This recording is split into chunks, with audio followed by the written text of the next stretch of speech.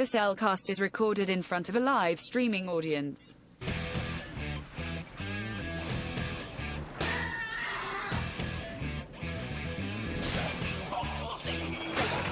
Cellcast, rock the Cellcast, Dragonuary. Cellcast, rock the Cellcast, come get me.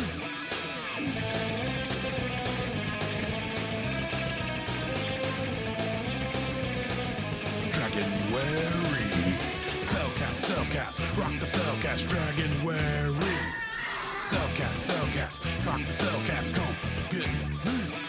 Cellcast, rock the Cellcast, Dragonuary. Cellcast, rock the Cellcast, come get me.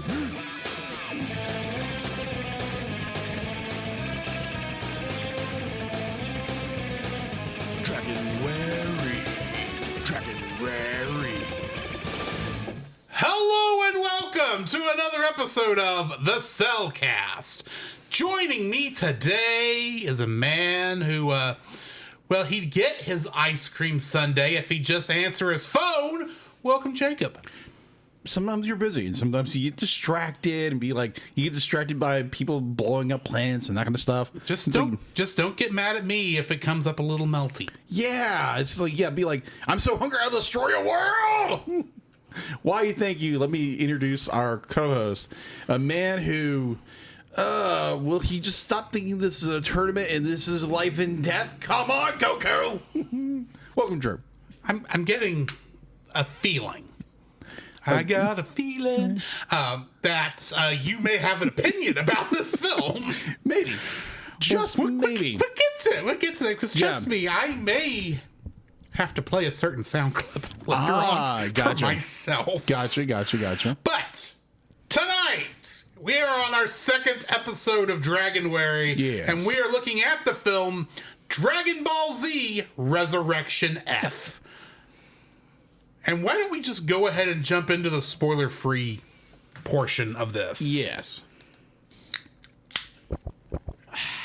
Certified fresh and spoiler-free. So, I think this is actually only my second viewing of this film. The first time was in a theater, because, hey, I enjoyed Battle of Gods in a theater. Why not? This was available, and this was my proof that anytime I could make it to a theater to watch Dragon Ball in a group, and I needed to do that because this was one of, I will tell you right now, that viewing was a great viewing. I actually had a higher thought on the quality of the film at that time, to the point where I nearly... Well, I had opinions when it comes to the super arc of this. Fair. Now looking back on it, I think I prefer the super arc on this one. It's not that it's a bad film. Of the four that we're looking at in Dragonuary, the last four, I think it's the weakest of them, especially now looking back at it. But it's not a bad film. Right. If you are watching through this and wondering, do I watch this instead of Super? Even with Battle of Gods, I didn't get it. I don't think I said this last week, but if you're going to watch Dragon Ball Super, I actually do suggest skipping these two films because the other show, even though it's slower, because it is a lot slower pacing for these films, there's a lot more connective tissue between the episodes. Got it. But at the same time, this is not that bad a film. Right. Yeah. There are for what it is. Like I said, this is not going to be, winning Oscars anytime soon. But as a Dragon Ball fan, it's doable. I would have been happy had we not gotten the next two if we had ended here, because I felt it had pushed everything where it needed to go at the time. I just think Super did it better. This one better. Okay. Maybe Battle of Gods was better than the Super arc of that story, but I do think the anime episodes did this story better, because at least it gave better. The tension was better, I think. Yeah, I agree on that. But yeah, what are your thoughts on this one? This is my second viewing of this film. Again, I didn't see it in theaters like Drew did. I think I just caught it somewhere. And I was like, okay. Because I know we were going to do Dragon Ball Superheroes. I think... And you would ask me if I had watched this film before, and I hadn't watched Broly yet. Right. Because as it was, before we went to go see Superhero, I said, hey, have you seen the other films yet? Knowing you definitely need to see Broly before Superhero, even though I hadn't seen Superhero, just because it was the last movie before that. Yeah. And plus, Broly is a good film. Yeah. In general. Yeah. So and it's not like I didn't have these films on Blu-ray. Right. So I've watched this movie twice, and I think I have a better appreciation now than the last time I watched it. It's like, oh, it's a Dragon Ball movie. Be like, or a Dragon Ball Z movie, and it's nothing like, spectacular. It's one of these movies that shows you what's going to happen. Be like, it doesn't telegraph anything, but it gives you the information you need. That's what's going to be projected later in the film. You're not overwhelmingly surprised by anything, because the movie tells you in advance what's going to happen. Yeah, there's plenty of Chekhov's razor in this. Yes, but I enjoyed it. But again, I think it's Chekhov's better. Gun. Chekhov's gun. I think it's Chekhov's gun. Yeah, Chekhov's gun. The razor is something else, but anyway, it is. But I enjoyed it better than I did our previous outing with Battle of Gods, because I think this has a better story.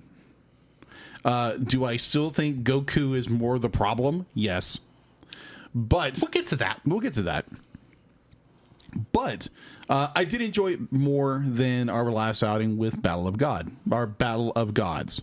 I was saying Battle of the Gods, but it's Battle of Gods. So it's still better than Kami no Kami, which is the Japanese title. Oh, okay, gotcha. Of Battle of Gods. Oh, okay, but which now makes me remember, what is the Japanese title of this one? I have no idea. But that's my spoiler-free thought of Resurrection F. Now, if you don't know what F is standing for, you're gonna find out, or be like some people probably. It's like, oh yeah, I've watched this movie. It's pretty good. So if you are watching the stream right now, or you're later on listening to the audio version, let us know what your thoughts on this film of Dragon Ball Z Resurrection F. So let's just go ahead and jump into the spoiler-filled section of this. The following is a spoiler-filled review for the film Dragon Ball Z Resurrection F. Listener discretion is advised. So I just looked up what the Japanese title for this is. Yes. I'm going to try and pronounce it correctly, because if I mispronounce it, I'll have to be bleeped. But it's a Dragonboru Zeto Fukatsu no Efu. Okay. You can see how I had to be very careful how I said that. Exactly. But it is directed by Tadayoshi Yamamuro, and this is his directorial debut. Okay. And all of the writing for this is Akira Toriyama. Really? He wrote this? He wrote the screenplay and the original story. Oh, okay. Along with the manga. Okay, so all this pulls inspiration from. So who did the rewrites? Because most films nowadays there's rewrites. It's not credited to any other writer. Oh, it's only credited to Akira Toriyama. I looked. It's like, oh, come on. Somebody had to script doctor this thing. Yeah, there's as far as I can tell, there is no script doctor. Wow, okay. He wrote this story. Or at least he's credited for it. Yeah. Hey, Geek Devotions, how's it going? So, getting into the English cast, we of course got Sean Schemmel as Goku. And do you remember you remember the anime Yu-Gi-Oh? Speaking of Dallas, me and Dallas forced you to watch. Yes. It had a sequel series, as you probably guess. It had a number of them, but the one immediately following Yu-Gi-Oh was a show called Yu-Gi-Oh! GX, where kids went to a private school to learn how to play the game better. Yeah, I remember something about that. Yeah. Well, the guy who was running this school is who Sean Schemmel played. Oh, okay. The very obviously evil man who was using these students' skills in a children's card game to take over the world or whatever. Of course. Was, of course, played by Sean Schemmel. Of course. Vegeta, Piccolo, and Shenron was played by Christopher Sabat. Yep. And he would play Zoro Roronoa in One Piece. That is the guy with the 3 swords. Yes. In that show. Pretty much the Piccolo of that show. Of course, that's the Funimation dub, not the original 4Kids dub. With its pirate rap. Yes. Frieza was played by Christopher Ayres. Now, was he the original voice of Frieza? No. Oh, okay. So the original Funimation cast, not the Ocean Group cast, but the original Funimation cast, it was a young lady by Linda Young. Linda Young. Who played Frieza all the way through the original Funimation run of Dragon Ball Z. And the first episode of Dragon Ball Z Kai. Because, it has a little bit of Broly, the legend, not Broly, Bardock, father of Goku there in the opening scenes. Yes. Showing the destruction of Vegeta. And the laugh in there is done by Linda Young. Oh, okay. But when they went to actually, Frieza was a major character, they went to Chris Ayres. Oh, okay. Who would play Frieza up until this film. Oh, okay. I think it's this. No, it's the next film. It's the next film. Yeah, because Vegeta's not. Frieza is in Broly, so. Oh, look, it's Freezer. We'll get to that. Chris Ayres would go on to play a character named Woodstock in Log Horizon. Okay. Gohan was played by Kyle Hebert, and most recently in the game Sonic X Shadow Generations, he played Big the Cat. Oh. Looking for Froggy. Krillin was played by Sonny Strait, and in One Piece he played Usopp. That's the dude with the really long nose. Yeah. Master Roshi was played by Mike McFarland, who would play a character named Gastro in Assassination Classroom. Tien Shinhan was played by John Bergemeyer, who would play Tasuke.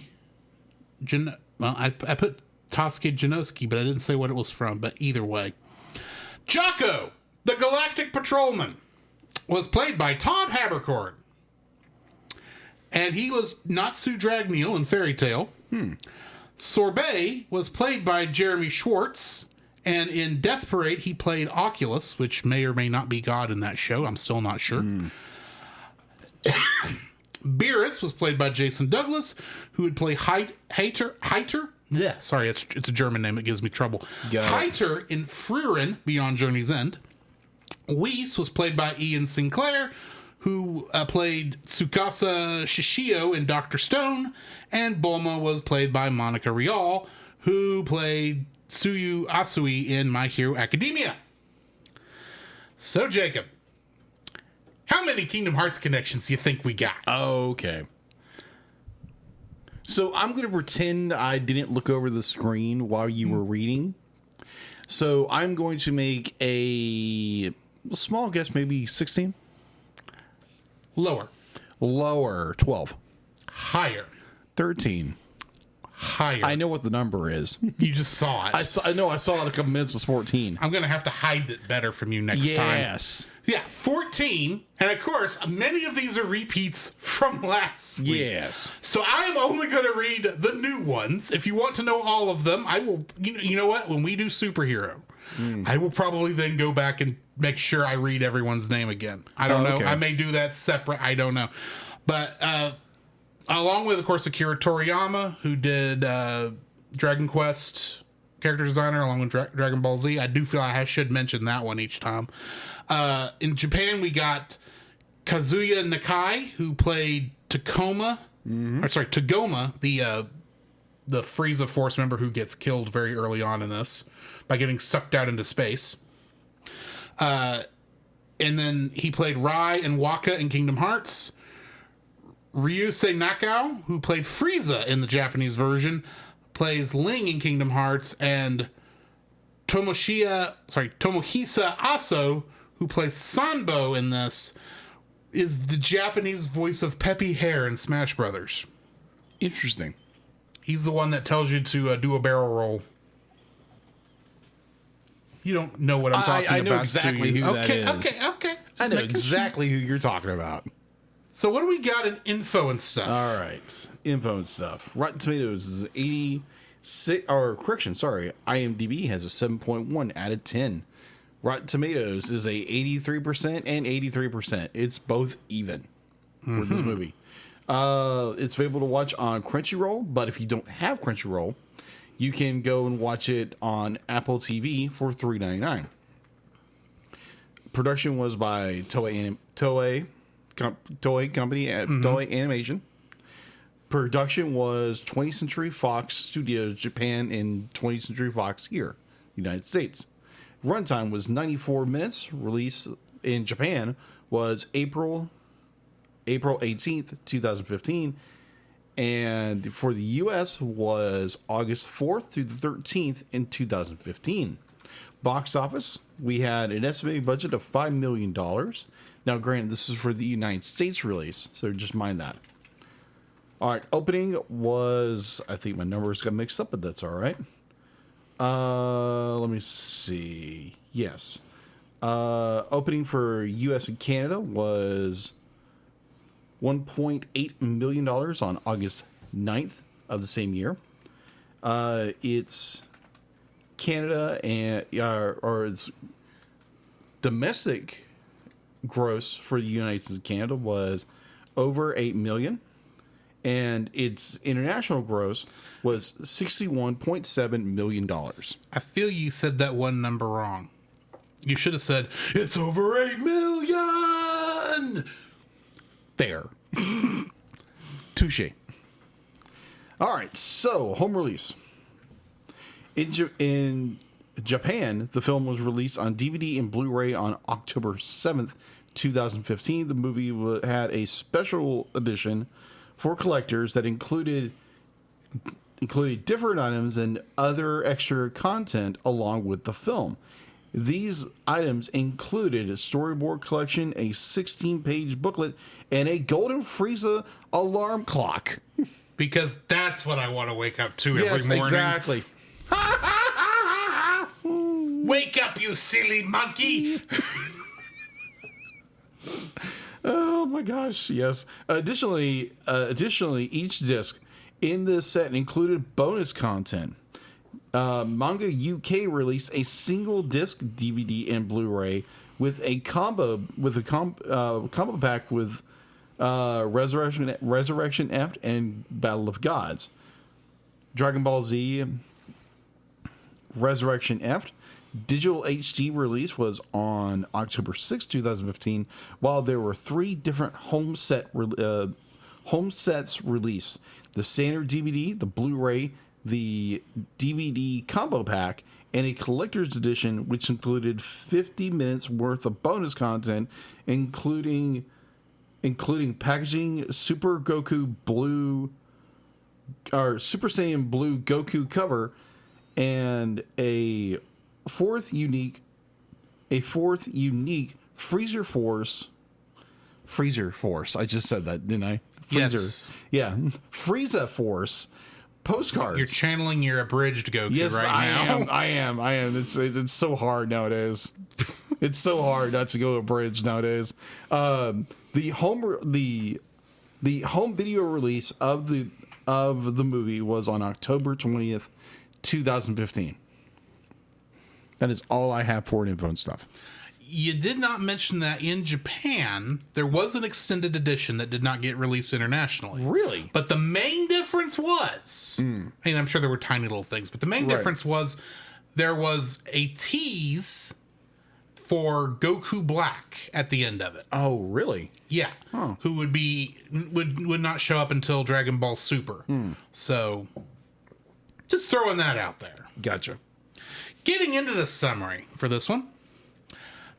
The alien Sorbet, commander of the remnants of Frieza's military, travels to Earth where the Pilaf gang are forced to collect and use the magical Dragon Balls to summon the wish-granting Eternal Dragon Shenron to resurrect Frieza. However, due to Frieza having been killed when future Trunks chopped him up with his sword, see the original Dragon Ball Z, he is revived in many pieces, which Sorbet's minions manage to reassemble using their advanced technology. Once restored and back in command of his forces, Frieza abuses some of his minions and plots revenge against the Super Saiyans. Upon learning that Goku has grown far more powerful over time, Frieza postpones the invasion so he can train himself for the first time. Jocko, the Galactic Patrolman, travels to Earth to warn Bulma that Frieza is approaching, and with Goku and Vegeta away training with Whis on Beerus' planet, Gohan, Piccolo, Krillin, Master Roshi, and Tien Shinhan, along with Jocko, assemble to resist Frieza's conquest, and they fight and defeat thousands of his soldiers. Having greatly increased his power as a result of his training, Frieza overwhelms the warriors, but Bulma is finally successful in making contact with Whis, notifying Goku and Vegeta of Frieza's return. The Saiyans return to Earth, rescue their allies, and face Frieza while Whis and Beerus watch on. Goku fights Frieza first and quickly gains the advantage, but the latter deduces that he is holding back. So the two foes agree to fight at full power. Goku transforms into a new godly Super Saiyan form with glowing blue hair and aura, later dubbed Super Saiyan Blue. But at this time in the fandom, he was officially called Super Saiyan God Super Saiyan. Yeah. I hate that title. I heard that. And Frieza assumes his new gold-plated form, which he dubs Golden Frieza. Although Frieza initially gains the upper hand, Goku soon realizes that Frieza's energy drains quickly due to his lack of experience with the golden form. Goku eventually bests Frieza in battle and gives him a chance to leave Earth, but is blasted in the chest by Sorbet's ray gun when his guard is lowered. Frieza stands over the incapacitated Goku and offers Vegeta a chance to kill him to become his second in command. Vegeta refuses, transforms into Super Saiyan Blue, and attacks Frieza. When Krillin attempts to revive Goku with a healing Senzu Bean, Frieza attacks him, but Vegeta deflects the energy blast, which subsequently kills Sorbet.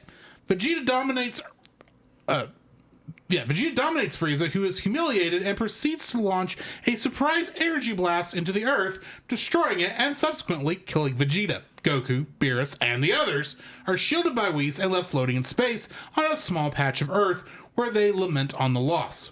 Whis remarks that he can reverse time up to 3 minutes, and after doing so, Goku quickly kills Frieza with a Kamehameha, much to Vegeta's anger.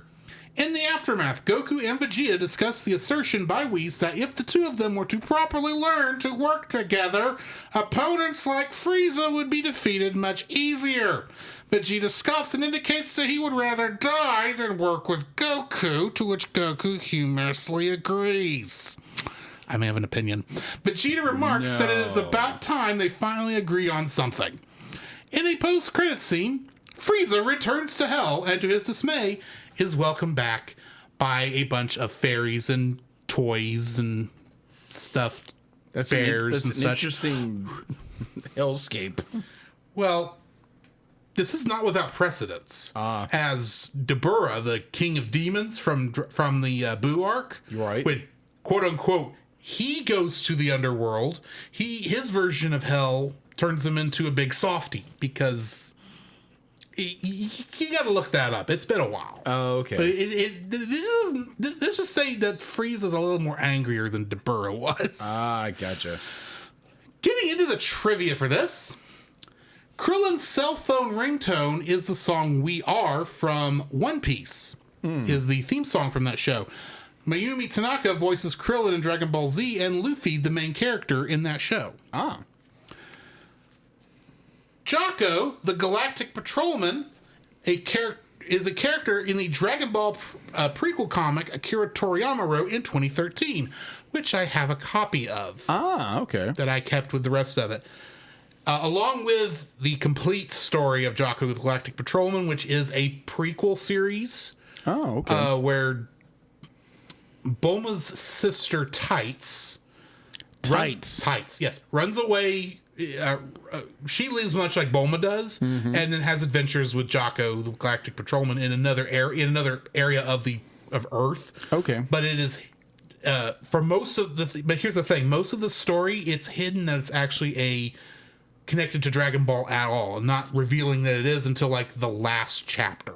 Oh, okay. So I have a suspicion that it was not intended when it was written to actually be a Dragon Ball prequel, but it is. This will be important again next week, by the way. So, Akira Toriyama came up with the film's concept and title while listening to the song F by the Japanese band Maximum the Hormone, who he came to know personally through a friend. The band had, in fact, composed the song about Frieza. The song itself appears in the film during Frieza's revival. And the thing is, this was not written with unlike almost every other insert song for Dragon Ball ever made. This was not written to actually be any Dragon Ball related property. It was actually made. It's a punk rock metal song that is, well, while it does reference Dragon Ball a lot, is actually an allegory for real world tyranny. Oh, okay, that makes sense. In fact, there is one other Dragon Ball connected property it appeared in first before Dragon Ball Z Resurrection F. Do you know what it is? No. The first episode of Dragon Ball Z Abridged that featured the Ginyu Force. What? Yes, go back and watch that one, and because they say they got the new scanners with the new ringtone, right. And it's this song. Oh, really? Okay, that's interesting. Yeah, that's how that worked out. Gotcha. This is the first Dragon Ball Z feature Tadayoshi Yamamuro has ever directed. He is more renowned for being a character animation designer throughout the Dragon Ball saga's history. The Super Saiyan God Super Saiyan transformation, or Super Saiyan Blue, has the Saiyan's hair turn blue. This is an homage to the manga and anime Toriko, who is a hero with spiky blue hair, whose character was inspired by Goku in Dragon Ball. The 5 Angels of Hell who guard Frieza in the Japanese version are voiced by the Japanese musical group Mamoru Clover Z. The group started out simply as Mamoru Clover, but added Z to the title after Dragon Ball Z. If you want to hear their music, go check out the first couple seasons of Sailor Moon Crystal, where they do the theme song for that show. Oh, okay. Interesting. But they actually voiced those characters in the Japanese version of this at the beginning. Gohan wears a tracksuit in this film, just as his father did in Battle of Gods. However, it is in his signature green color instead of Goku's blue. Frieza's henchmen are, like all of Frieza's henchmen, are named after foods you would store in a refrigerator. Hence the name Freezer. Anyway, Tagoma's name is derived from the Japanese word tamago, which means egg. You can probably guess the name sorbet as it being a type of ice cream. Yes. And shisami is named after the Japanese seafood dish sashimi. This is the first time we get to see Master Roshi fight in canon since the original Dragon Ball television show. But if you remember the movie, the Dragon Ball Z film World's Strongest, he actually gets to fight in that also. Yeah, I thought... and I think in Broly, too, now that I think about it. In the Legendary Super Saiyan, not the next one. Yeah, he does. The original Broly film. I think he gets to go buff and fight in that, too. Yeah, because I remember that, the abridged version of that. So, yeah, he's in there. He fights. Jocko, the Galactic Patrolman, is named after Jokoten, a paste condiment made from blended and fried fish. This is the first Dragon Ball Z film to have a post-credits scene. This is the last Dragon Ball film to have blood in it. The fight with Frieza contains tributes to the original fight with Frieza in Dragon Ball Z, being that Goku is injured and Vegeta takes over the fight, a reverse of the original fight where Vegeta was injured and Goku took over. Goku unleashes a Saiyan transformation, and so does Vegeta in this. Frieza tries to kill Krillin, like in the first fight. While he succeeded there, Krillin is rescued in time. Frieza blows up a world when he is defeated. While in the original fight it was Namek, and it could not be brought back. Here it is Earth, and it is brought back through time travel. This is the only time in the entire Dragon Ball franchise in which Vegeta has inflicted physical harm on Frieza. Huh. There's a body count in this one, unlike the last film. Yeah, a couple of billion. 1,004. This is the Dragon Ball Z movie that has the longest death count, but this number does not include the people killed when Earth was destroyed, nor the people who died when Frieza destroyed North City. Oh, wait, what? Yeah. It doesn't include... That number does not include. That is all of Frieza's men. Oh. Because there's that many on screen during that sequence. Wow. And Frieza did kill all of them. He did. Because it is Frieza. Yes.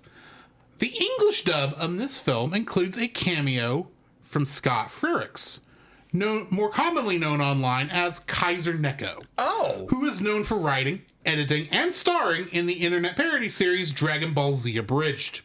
In the movie, he voices one of the fallen Frieza soldiers that fought the Z Fighters. Really? I believe he's actually the one who is the one that talks to Frieza right before he kills everybody.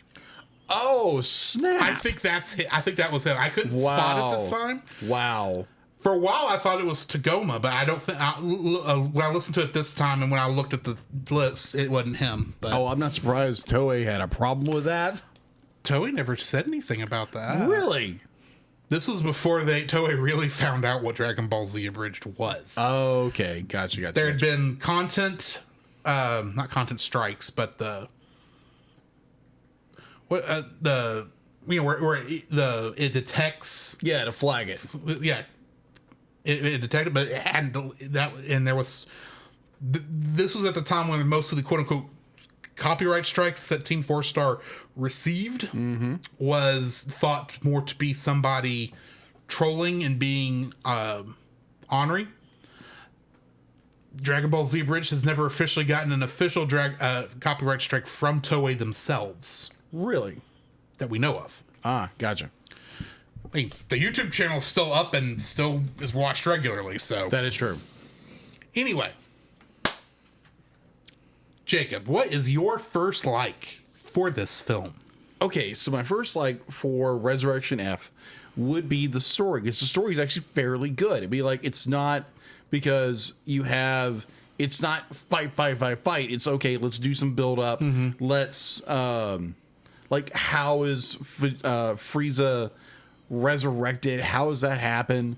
And I love how they integrate again. I don't want to say not Garlic Jr., but it's Pilaf, yeah, the Pilaf gang, yeah, Emperor Pilaf and his gang. They introduced that. That's probably one of my favorite parts of this entire two movies. I don't recall if they're in.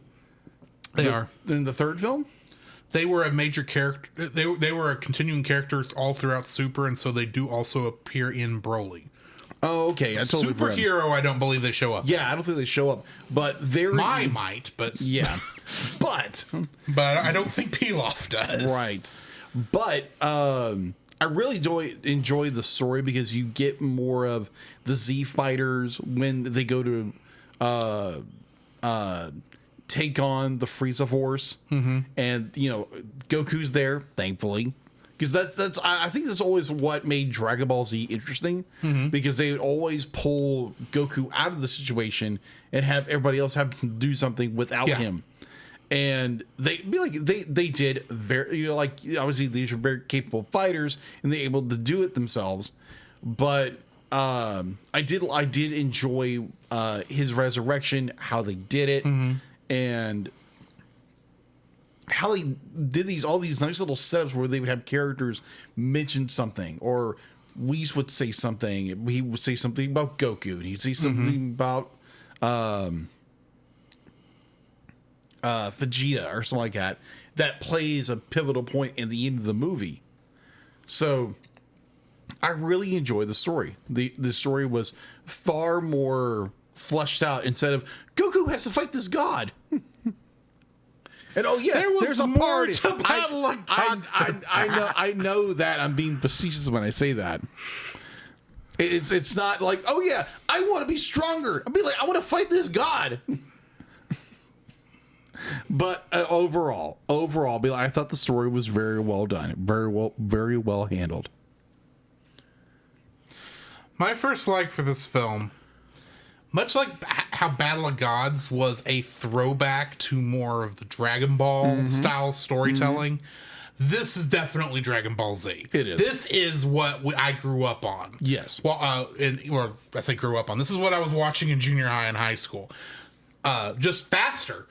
It does have the feeling of the more modern, or I say the more modern, the Dragon Ball Z films. Yes. Except there is more story in it to make it actually feel like the fight is worth it. Yes.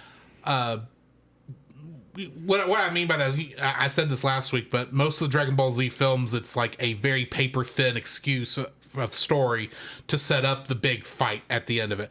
There is a big fight at the end of it, and that's what we're leading to, and does take the last 2/3 of the film. Yes. For the fight to take place. This is not a paper thin story. No, it's not. There is more to it than that. There's reasons for why everything is happening. The entire idea that Frieza was that strong without training, I find interesting. But there was definitely some good setup, and for every little bit that's in here. But I like that this is a Dragon Ball. This is what a Dragon Ball Z film should always have been. I'm not saying there's not some of the other ones that are just as enjoyable, but all the others, they were not intended to be films for all ages. They were intended for kids to watch between other films. If you go back and look at why the other films were made and how they were originally shown, they were never intended to be story for the show. This is how I feel they should have been made. Oh, okay. Gotcha. That's what I'm getting at. What's your second like? My second like is going to be definitely the fight. I titled this the fight without Goku. Because obviously the Frieza Force is coming. Frieza's been resurrected, and Goku's off world. Of course, he's training. Of course, Goku does. And like, where else would Goku be? Like, be with his family, being a father? I don't know. Either or. I will say Super handles it better. Oh, okay. They give reason why they were going out there, and it's not that Goku has not been doing his fatherly duties and husbandly duties. Right. I think literally Chi-Chi kicked him out of the house. Probably. Because it's like, Goku, good night, I'm tired of this. Goku, you've been helpful enough. Please go find Vegeta and train with him, please. Yeah, go fight somebody, please. You're bothering me. Goku, you bother me. Go get out of here. But definitely the intermediary fight where it's the Z Fighters versus the I want to say Ginyu Force, but it's not right. No, it's the Frieza Force. Frieza Force is what I meant to say. But that would have been funny if that would actually happened. We'll get to see some of them next week, maybe. Yeah, I agreed. No, we do get to see some of the Ginyu Force next week. Yeah, I forgot. Not a lot of them. Yeah, not a lot of them. They are there. But I did find it was great because you had it was like with Gohan, it was like, have you trained any? Have you done this? It's like, well, no, I've been working on academics, and be like, I've got, baby Pan, be like, what's her name? His wife. Fidel. Yeah, Fidel, and like the whole bit, he's got more responsibility now. And then it's just more, I found it, you find more that the down-to-earth family dynamic. You have where Piccolo, he's basically babysitting Pan, and we get more of that into Superhero. But I'd be like, I love the lead up where you have Krillin, he's a cop, and they don't realize who they're messing with, and that whole situation that was hilarious. And then you get into the fight proper, and it's like these guys just wipe the floor with these bozos. It's absolutely hysterical. Or the one that I always think of is where Piccolo gets everybody in this canyon. It's okay, I've got a present for you. Throws his hat drops the guy to the floor, and it's like, oh, I didn't forget about you, and drops his weighted gear. And it's like, okay, this is funny. It just waylays all of these guys. And it's just, it is so good. It's so great. Until it'll be like, oh my gosh, there's Frieza. And it's like, oh my gosh, we don't have a chance to get these guys. But you wiped the floor with all these guys. What are you talking about? They'll be like, they do come to the realization, oh yeah, we really do need Goku because Gohan's probably the strongest of them. And Frieza wipes the floor with him.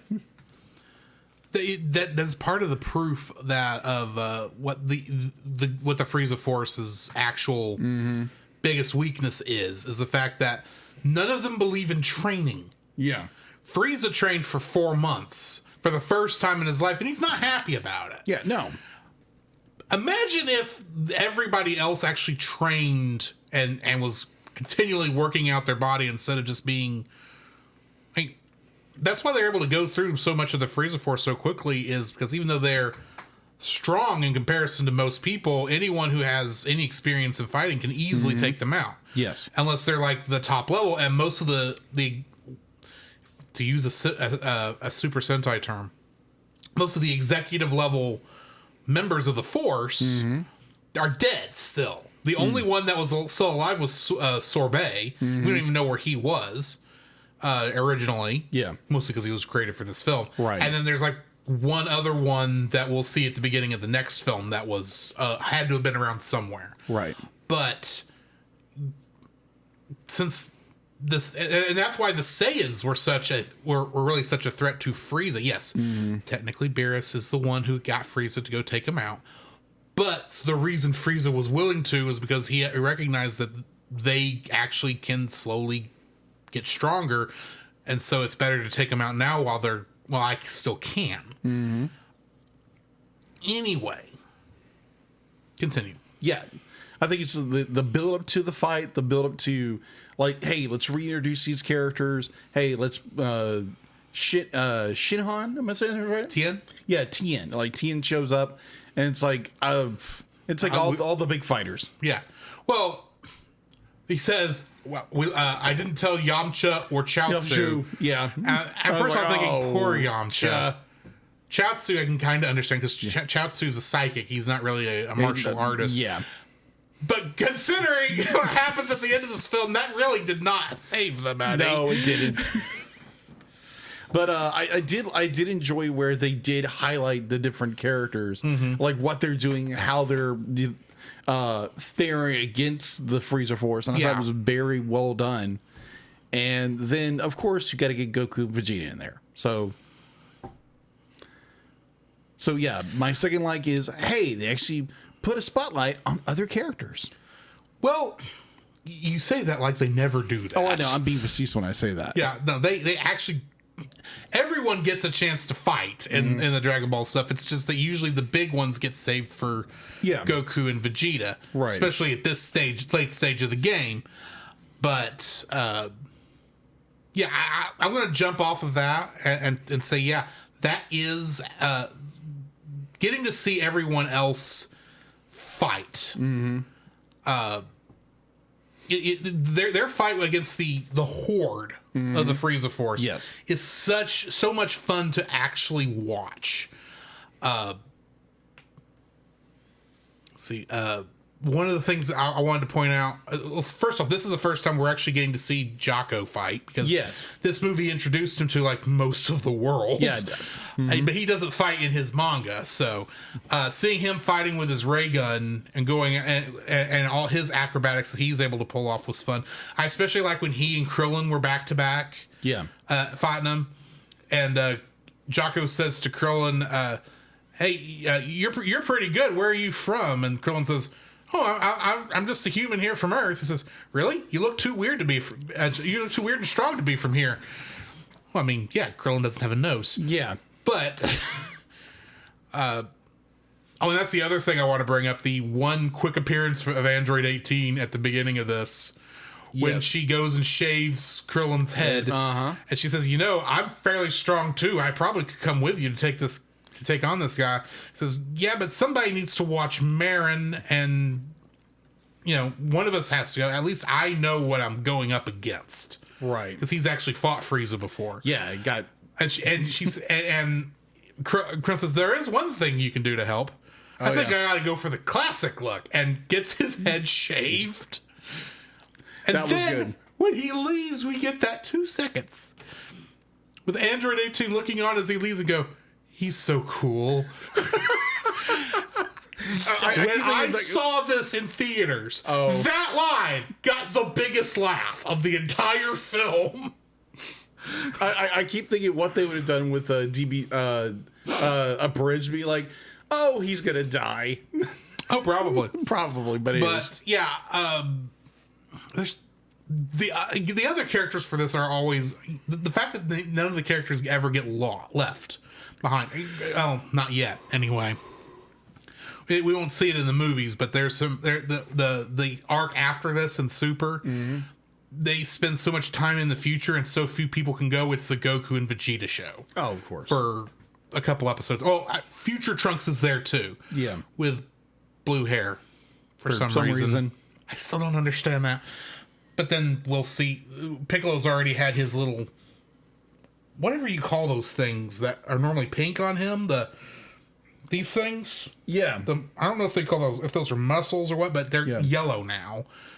You can see that in this film too. Yeah, I didn't know. So I don't know why that is, but anyway. Yeah, but yeah, the fight with everybody else fighting the Frieza Force and actually getting to actually do some cool fighting is a great lead up to what's supposed to be the big show, which is Goku and Vegeta fighting Frieza. Mm-hmm. Which we'll get into probably a little bit here in a minute. What's your third like for this film? My third like, again, with this film, very similar to the first film we reviewed, would be the Pilaf game. Because I just be like... They're barely in this one. They're barely in it, but it's so good. It's so funny. Because, like, it's again, arcing back to Dragon Ball, which I haven't seen, but I've heard so much about. You really ought to go back and at least watch those first 12 episodes so you can see the Pilaf gang in action. Oh, okay. Gotcha. But where they're actually still a threat. Yeah, like it's just they are a little, it's like, okay, we want money, we want this, so we got to get the Dragon Balls, and they run into the Frieza Force, and it's like, hey, you need to do this, otherwise we're going to destroy you. And I find what's the wolf guy's name? That's Shu. And like Shu just like pops in there. It's like, oh, we need you to resurrect, Frieza. And it's like, oh, I need 1 billion yen or something like that. Well, the Frieza Force didn't know they got 2 wishes now. They got 2 wishes. They had no idea they got Frieza back and said, well, should our next wish be? Should we wish back King Cold? Mm-hmm. And Shu just pops and says, I want 1 million zeni. And just boop. Okay, we're done. It's like, why didn't you ask for more, Shu? Well, I thought if I asked for more, we'd be too rich and we would and we'd be spoiled. Yes, exactly. I was trying to think quick, guys. Give me a break. Again, that little levity of comedy in this movie, because most of it, it's just fight, and you get this great little points of comedy in the very beginning, which kind of levels things off a little bit. It's okay, you get a little comedy, and the rest of the time is action. So I'd be like, I really wish we got a little more Pilaf Gang, kind of gave a little more dose of comedy throughout this movie, but the Pilaf Gang. So my third like for this film is the tension throughout the entire film. Okay. When it comes to a good villain, especially one that's like a superhero villain, which is basically what Frieza is. Yeah. Basically what all the villains in Dragon Ball are, superhero villains. You always have to be asking yourself, I mean, if they're not on screen, you should be wanting to know what they're doing. Because obviously it should be that much of a danger that you're going, where is he? Mm-hmm. What's he doing? So even when, Frieza's not there and they're doing all the other stuff and you know he's coming, you're thinking, okay, crap's about to go down, guys. Y'all need to get ready for it. And then they sense him coming. And it's like, okay, we got to get together. We got to do all this stuff. And it slowly builds the tension in a great way, coming all the way through it. the fight with the rest of the Z fighters fighting the Frieza Force, even though it's fun and energetic and cathartic in many ways to watch, you're sitting there knowing, even if you've never seen Dragon Ball before, Exactly.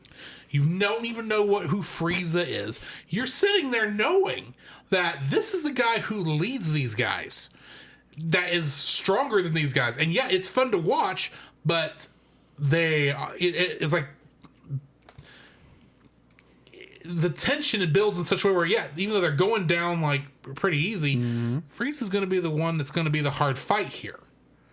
And it leads up to this. So then we finally get Goku and Vegeta finally showing up.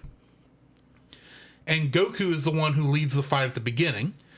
And they do a decent power scaling to still bring on the tension, because we do have an hour and a half to 2 hours. I think this film's actually 2 hours. Yeah, it's yeah. This is not. Broly is longer, but I think this one actually gets to 2 hours. And you get a lot of good back and forth. But the thing I like the most about this, along with the tension, is the fact that we are told at the very beginning basically how it's going to end. Mm-hmm. When Goku and Vegeta are training with Whis there on Beerus's planet, Beerus's world, whatever you call that, Whis tells them what their weaknesses are. Exactly. I'm going to get more into this in just a minute when we get to dislikes. But he tells them, Goku, Vegeta, you think too much on this fighting. You need to be a little looser. You need to be acting more on instinct, because, even though for most people at the speed you're fighting it's good, you're never going to be able to get stronger if you can't, if your body can't move without you telling it to. Mm-hmm. Whereas Goku is so laid back that he doesn't ever think ahead, and that's his problem. Mm-hmm. And this will lead into later on, but it's like that is still both of their problems at the end of this, and they do pay the price. They do. For their weakness. Mm-hmm. I appreciate that, and it comes down to that tension because, quite frankly, they both ought to should have known. Yeah, agreed. Better, because we'll get into that in just a minute. In fact, do you have anything before we jump into dislikes? No. Because I want to start off with my first dislike. Okay, gotcha. Rentmaster activated. This audio clip owned by Nate Marchand of the Monster Island Film Vault. For more information, please go to monsterislandfilmvault.com. The ruining, it's hard to say Goku is getting stupider because of who Goku is. Right. But Goku and consequently Vegeta in this, and this is a problem all throughout Super too, in my opinion, because it's been so long since Akira Toriyama wrote the original show, I think even Akira Toriyama has fallen prey to the jokes that Goku is an idiot. I'm not saying Goku's not an idiot. Right. But when you go back and you actually watch Dragon Ball Z, even if you're just watching Z, leaving out the original Dragon Ball, you're just looking at Z, one of the things that's painfully obvious is that when Goku is in the fight, yes, he is actively, he's very much a combat savant. He's very good at the fighting. Yes. He's got good instincts that he is fairly good on. He does not know, while he can prolong a fight probably longer than it needs to. He is, I was about to say he's human, but you know what I mean. Yeah. He's not a perfect character. He's got flaws. And so, yeah, he will push a fight. He will hold back enough in a fight to make it last longer because he does enjoy fighting. It's his favorite thing to do. But when when the chips are down and it's time to actually do something, Goku doesn't really hold back that often. He doesn't. I mean, he does show mercy to many of his villains. Frieza originally included in that. And yeah, with Frieza in that original fight, it is what... he had to pay the price for that one too, because Frieza was not the kind of person who was going to take that mercy very well. True. But you have to admit, he works on instinct and experience, and in his experience and in his instinct, when a character is beaten, most of the time, Goku doesn't have to take it farther than that. He doesn't have to kill. Exactly. Goku is not the character to kill a villain just because they're evil. And it has worked out so well for him before. Never forget that 90% of the Z fighters were villains of this show at one point or another. Very true.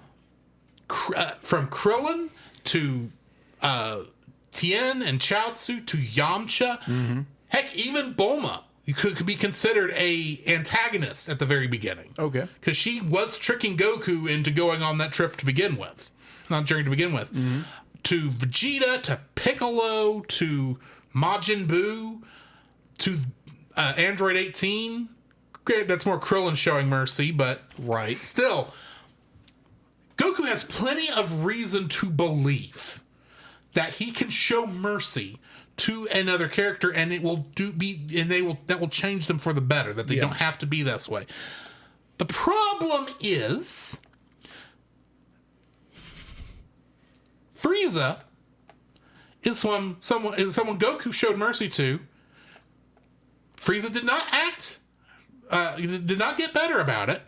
Of course not. He got angry and tried to kill Goku again 3 times.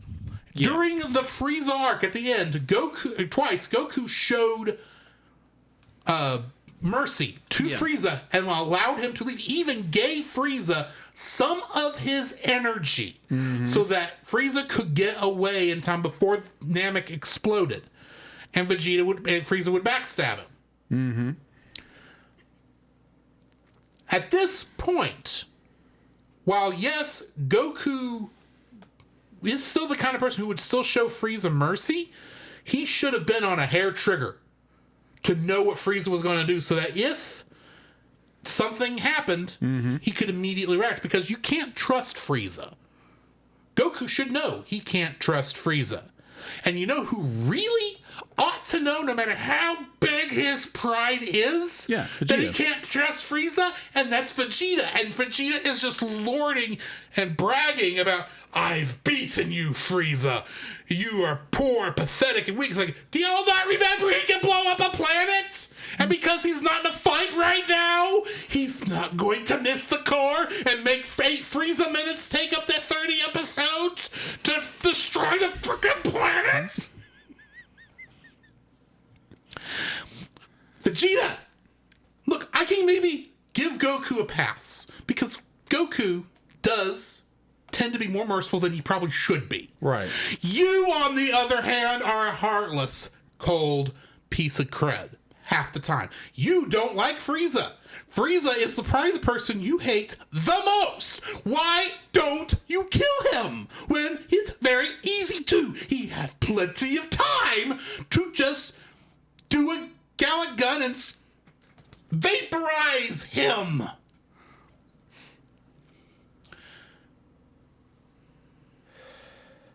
Breathe. Vegeta is not my favorite character. Okay.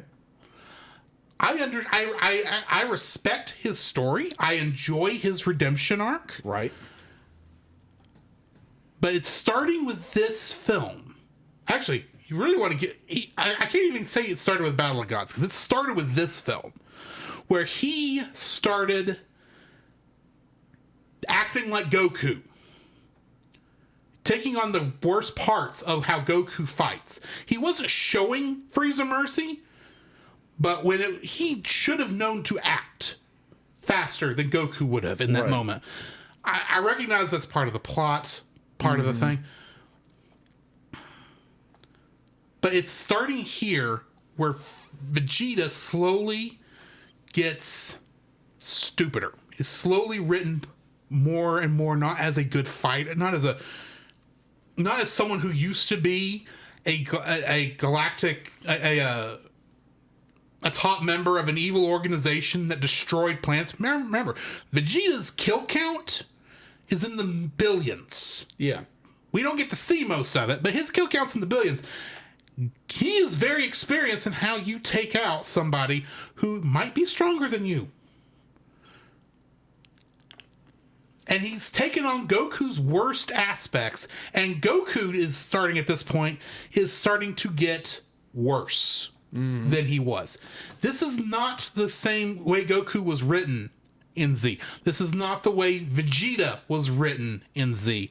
Part of it is because both of these characters are now so powerful that they literally could pretty much one-shot 99% of the universe. There's a reason after this point in Super, you start getting a lot more time travel and a lot more other universe stories. Yeah.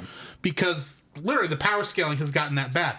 But because these characters don't actually have to think strategically anymore, and Toriyama's not thinking strategically with these characters, he's literally writing the characters stupider than they are supposed to be. That's what gets me. The other characters are fine. Krillin, Gohan. I mean, Gohan you get annoyed at, but Gohan's never really been a fighter. He's someone who's fought, but he doesn't enjoy it. So it makes sense that when he's not he's not the linchpin of any of these things. He's not trained. Piccolo, I enjoy Piccolo's arc throughout all this because he went from being someone who was keeping up with Goku to being pretty much taking over most of taking on a father role for Gohan where Goku couldn't. Right. I'm not saying I'm not falling for the Goku's a bad dad thing. I don't think Goku had a chance to be a good dad. That's an entirely different thing. But Piccolo was able to step up when Goku couldn't, and that's why he's closer to being a father figure for Gohan than Goku is. And when you, I'm getting a little off track, but what I'm trying to get at here is that while every other character's arcs still feel like they're the same characters from Dragon Ball and Dragon Ball Z, Goku and Vegeta are being written more as jokes than as other characters because they don't have to fight as hard to get because they're the Deus Ex Machinas. Right. I appreciate that it was their weaknesses that caused the Earth to get blown up. Right. And we'll get more into another aspect. Well, no, I'm going to get to it. I'm going to bring it up here. It all comes to a head in the last 5 minutes of this film, where Goku brings up, "Hey, Beerus was right. If we actually fought together, we would not have had trouble fighting Frieza." "Oh, but I don't want to do that because I hate working with you, Goku. I'll train with you. I'll fight with you." It's like, yeah, we don't want to work together. Going, Goku Black would have died in 5 seconds if y'all had just been stupid about it. Tournament of Power would have gone a lot quicker too. I still need to finish Tournament of Power. I'll give Broly a pass because that's an entirely different beast. Pardon the pun.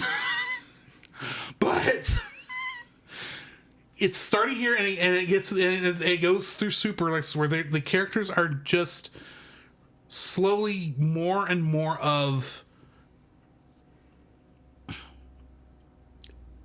they're not growing anymore. In fact, it feels like they're regressing. Okay. That's what it comes down to. The characters are regressing, and those two characters are regressing, and that annoys me. Okay, that makes sense. They should know better. You have to remember, in Dragon Ball, Goku's original weakness that he had back when he had a tail was that if anyone grabbed his tail, it would make Goku freeze because the shock of his tail being grabbed, like with a dog or a cat, you grab their tail, they're not going to like it because it's a very sensitive part of their body. Right. One of the things Goku did, and granted, he lost his tail and got it back a couple times because, that's just how the story's written. Mm-hmm. But when it got to the second World Martial Arts Tournament, and Goku is fighting Krillin, I think in the quarterfinals. Maybe the semifinals, but I think it's the quarterfinals. Mm-hmm. Krillin tries to get Goku by that weakness because he knows that's a weakness Goku has. And come to find out, Goku has trained his tail to where that's not a weakness anymore. Goku's smart enough to train, to spot a weakness in him and do what he can to train so that that's not a weakness anymore. When he's 12, actually by that time he's probably 15, but still, he's 40 years old in this film. And you're telling me he has forgotten that one important aspect of training, to train away your weaknesses, to make them strengths? And his biggest weakness is the fact that he won't work with Vegeta in a fight together. They would have no trouble with Gold and Frieza had they fought together. But because they had to fight separately, this is not, like you mentioned in the opening, this was not a tournament. Yeah. You were not fighting. There was no reason you had to do 2 one-on-one fights. You could have done both of you fighting Frieza at the same time, and Frieza, even in golden form, would not have been able to keep up with both of them. Right. And yet, because the Goku and Vegeta would not work together, and neither one of them wanted to. Granted, they hadn't trained fighting together yet, so that's an issue. Right. And maybe it would have been safer in that instance for them not to, since they had not done the same fight. But it's not like the Z fighters haven't teamed up to fight other people on a whim anyway. Right.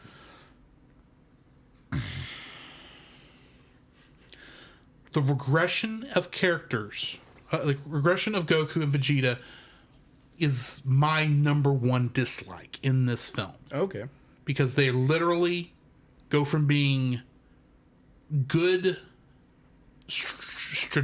strategists, even in Battle of Gods. We joked last week that Goku was hanging around and quote unquote was sitting back and watching instead of getting involved early on in the fight with Beerus.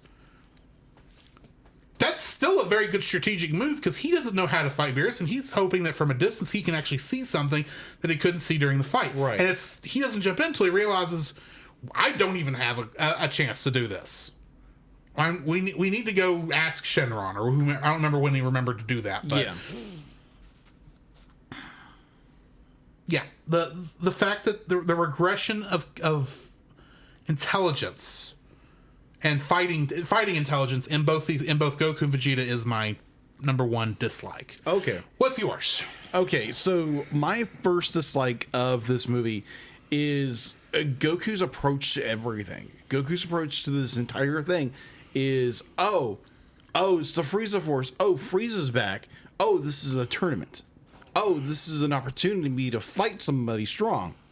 This is not like, even Whis points out that, okay, your main, be like, 1, you're too soft on people, and 2, you give people way too many chances, and he views everything as a fight. He doesn't view it as okay, this is something serious, because the entire time it's these two bickering over who gets to fight him next.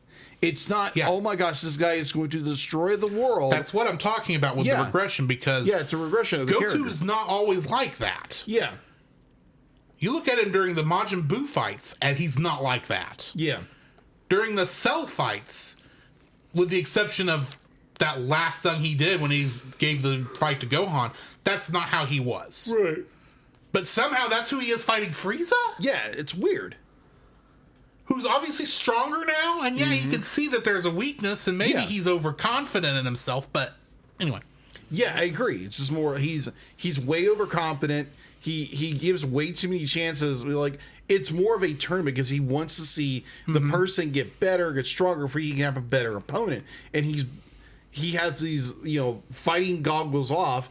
He has the idea of a beer goggle on, and he can only see that. He's not seeing the entire picture that, Frieza is he is a world devastating, world ending catastrophe waiting to happen, and all he cares about is a sparring with him. Because I'm stronger, I'm just going to prove that I'm stronger than he is, and just toy with him to the point where it's, he destroys the world because you don't do what you need to do. So I do find it very irritating that, like you said, it is very much a regression of the characters. Definitely Vegeta and Goku, where everybody else they've progressed further as characters, they've grown and developed, where these two have kind of both slipped into these really nasty habits. And I enjoy that Whis points it out. But at the same time, it is such a hindrance to the story. And I mean, like, I get where these two characters don't want to. They have fused together. Neither one of them enjoyed it, and the inability of them, the two of them, to work together is a huge hindrance, and it does kind of muddle the story a little bit. Because if they both attacked at the same time, you wouldn't have that issue. But that's what the story's trying to tell. It's a bit irritating as a story beat, but it works. But at the same time, it is such an irritation. The fact that Goku takes everything more as a game. He takes everything as, oh, it's a tournament.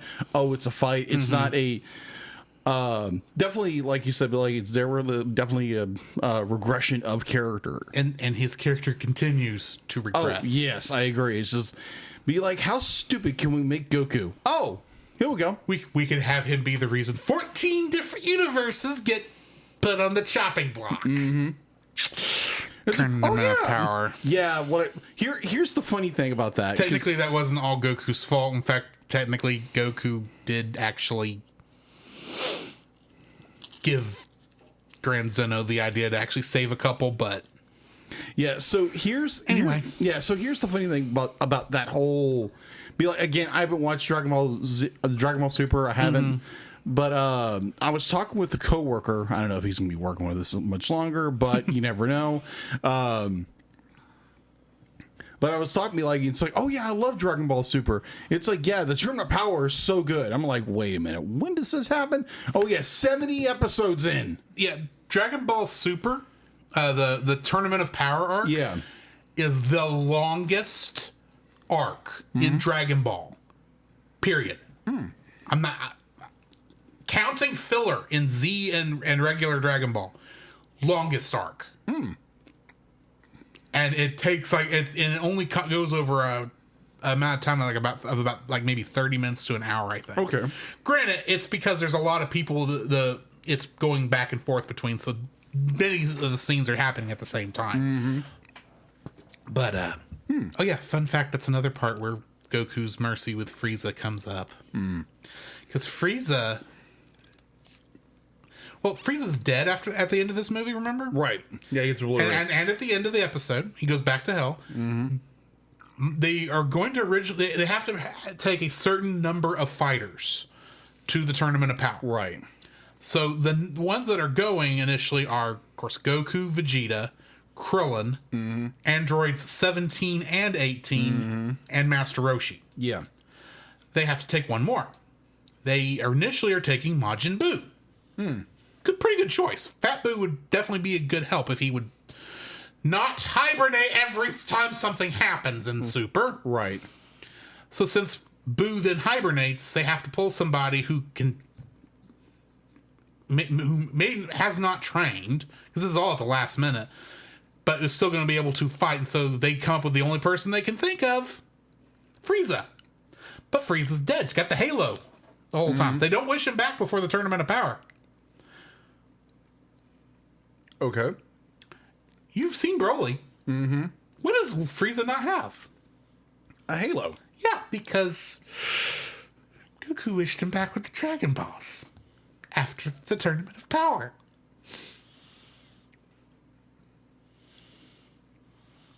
My gosh, that idiot. He has good reason watching Frieza in the Tournament of Power, because admit I still need to finish the Tournament of Power. In fact, at this point, I'm going to have to back up and start it again. But he does at least see potential in Frieza to not be as evil as Frieza is. Keyword, potential. Not as much potential, I think, as Vegeta had. But even Vegeta was kind of a why are you letting him live sort of situation. But in that at the end of the Saiyan arc. But besides the point. So yeah, that's my first dislike. My second dislike for this, I meant to bring this up as my dislike in the last movie, but I kind of forgot it kind of at the last minute. So I'm going to bring it up here but this also applies to Battle of Gods. There's too much CG. in these films. Okay. Not in the way that superheroes CG is, because that's an entirely different kettle of fish. There's too much of 2D fighting on top of 3D video. Fair. And there is a lot of that there was more of it in the last one. There is still some of it here, and the technology has progressed in the years between Battle of Gods and this. But it gets bad. And you can just tell. Grant, some of this is, like I said, it's the technology that was around at the time. They don't have the time to hand draw some of that stuff, and you do need it to look good from any angle at the, so I get that, but there's just so much this I'm looking at and going, this does not look good. This is painfully 3D. Maybe it doesn't bother other people, but it's like this could so much be better. There is still some 3D in the next two, but it's a lot less, or at least it's a lot less obvious. Yeah, I agree. What's your second dislike? I will tie into your second with the use of computer generated, or at least 3D models. The 3D is what I'm referring to. Yeah, because the vast majority of the film, they do use more like a CG based model.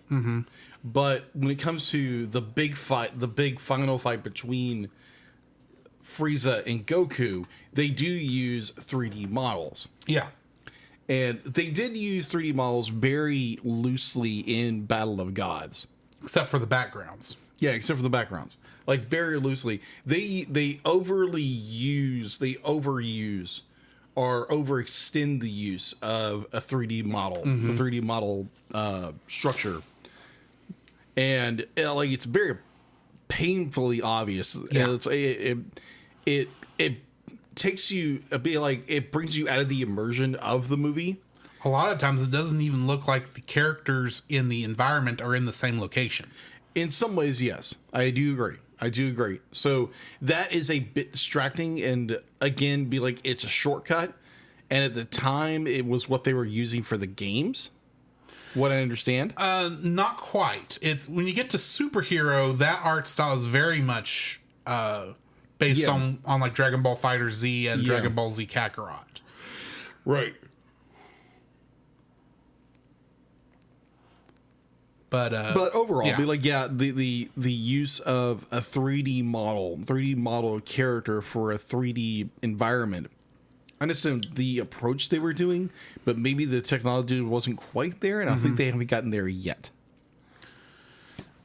Definitely within the Dragon Ball, sphere of the franchise. Akira Toriyama's art style is very.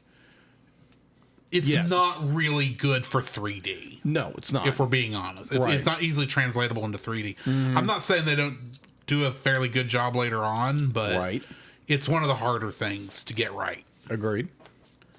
My third and final dislike for this film. Jocko the Galactic Patrolman. Oh, really? I get it. I own his manga. I bought it because A, completionist's sake. But B, I was legitimately curious how this worked, how it fit in. I don't like the character of Jocko. Yeah, he's a little bit of a jerk. He's a bit of a jerk. He's a bit of an idiot. I was perfectly fine with him being a prequel character that may or may not ever show up. And I think he's a lot worse during Super than he is here, because at least here he's useful for the most part. He's helpful in this one. But in a lot of cases, it's like, this guy can just shut up. It's like, oh, you can't be talking about time travel. That's illegal. You can't be friends with Lord Beerus. Beerus is a myth. He doesn't exist. I'm like, dude, shut up. You don't know what you're talking about. Okay, I do understand where you're coming from. Yeah, he's the Jar Jar Binks of Dragon Ball. Okay. I can see that. I'm not saying Grant, I don't get me. I'm not saying, Jar Jar Binks is the most annoying character in Star Wars, and that's what I'm basing it off. Gotcha. No one should have treated the actor who played him the way they did in that reaction, and I don't think anyone's treated Jocko's voice act. Well, I know they haven't treated Todd Haberkorn like that, but this is the character I wish Akira Toriyama had not made. Okay. At least with Hercule Satan. Mm-hmm.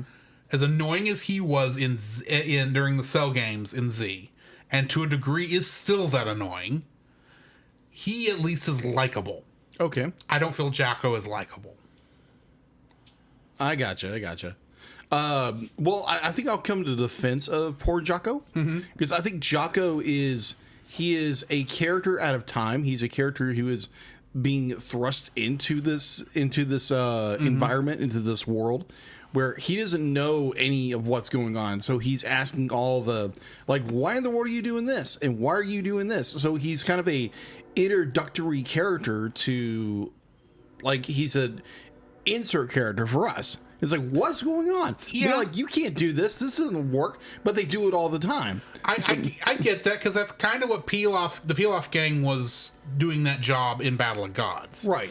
And I get that there are people who are going to watch these films who have never seen an episode of Dragon Ball or Dragon Ball Z before. That this is their introduction, and at this stage of the game, you do have to explain stuff, because you can't guarantee they're going to have watched, all 500 episodes of Dragon Ball and Dragon Ball Z and seen all the movies. You can't expect that out of anybody. You do have to explain stuff.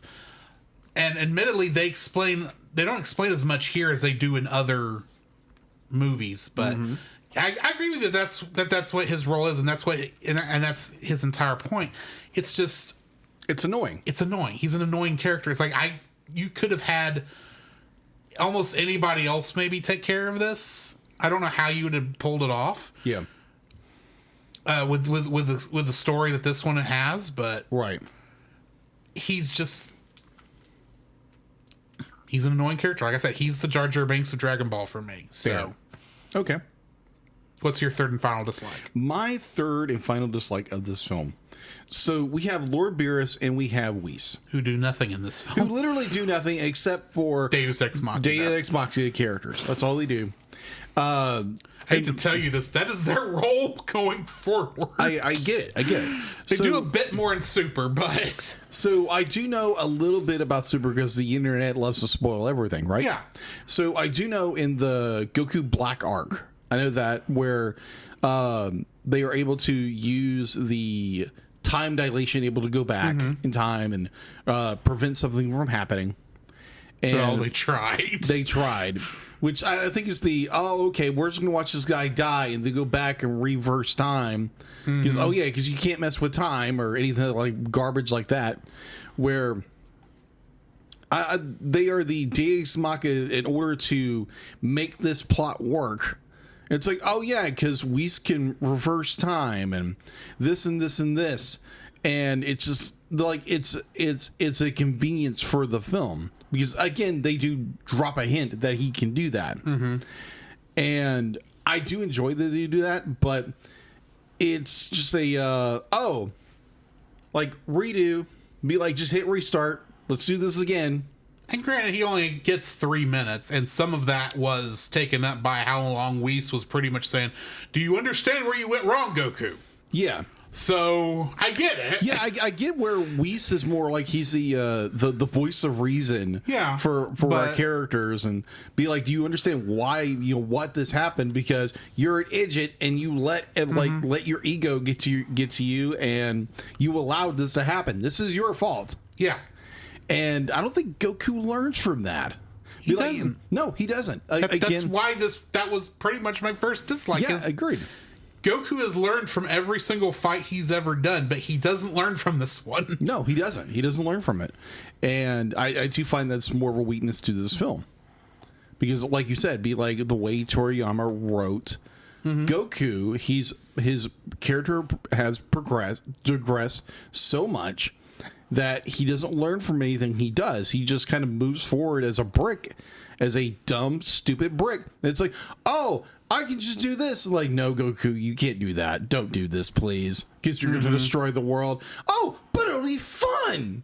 Great. Here we go. Here's this big tournament. Oh, here's this. Okay, let's go watch this character die. And just to go back and rewind and do it again. Anyway, so yeah, I just... they are definitely the Deus Ex Machina of this movie. And I get why they're there, but they, like you said, they really do nothing. At this point, I mean, after... I can't intervene because I'm a destroyer. Blah blah blah blah. But you intervene all the time. Okay, Beerus, whether he can intervene or not is totally up to him. Whis can only intervene if Beerus kind of tells him to, and even then, he's not really supposed to. Right. Even the cosmic do-over that Whis does here is questionable if he should have done that. Right. That being said, yes. After Battle of Gods, Beerus and Whis are characters who still have to show up because they are basically Goku and Vegeta's trainers after this point. Yes. But how much? But they are literally too strong to be a good fight against anyone they fight, even Broly, for crying out loud. So yeah, they do have to be sideline characters. Now, granted, with Super, at the very least, they are able to write stories to keep them involved. But as in a movie sort of sense, spoiler alert, in the next one, Beerus babysits Pan for most of the film. I forgot about that. Whis shows up. I don't remember why he's at the fight, but Beerus is babysitting the entire movie because they have to do something with him. They can't just have him go off and take a nap anymore. I think they could have gotten away with that, and none of us would have said anything. Well, we probably would have. Well, we would have, but I mean, from a story perspective, it would not have changed anything for him to take a nap for another couple years. Except that he needs to be awake for the anime that he's a major character in. Right. But, yeah, Beerus and Whis are, at least in the movies, don't do much after Battle of Gods. Right. But then they don't have to do much. Yeah. Agreed. I mean, you want to get right down to it, his Supreme Kai, who is on the same level as Beerus, also doesn't do a whole lot. He was barely in Battle of Gods. So, anyway. What are you rating this film? So, I like this movie a little bit better than Battle of Gods. Because it actually does have a better story. Much deeper. Or at least a little more chewable story. Okay. So, I can't remember what I gave this. Give me a second. I'm going to give this I'm going to just give it an 8. Like, I enjoyed the story. I enjoyed the fact to be like you had the character of Whis who points out all the characters' problems, and he literally predicts what's going to happen. And he's the Deus Ex Machina in order to save the day. But overall, I really enjoyed this movie, so I'm giving it an 8. I'm going to give this movie a 7. A 7. I don't like this one as much as I like Battle of Gods. And like I said, I'll go ahead and tell you, of the 4, this is, for me, the weakest one. Simply because it's got a better story than like most of or all of the old Dragon Ball Z films. Okay.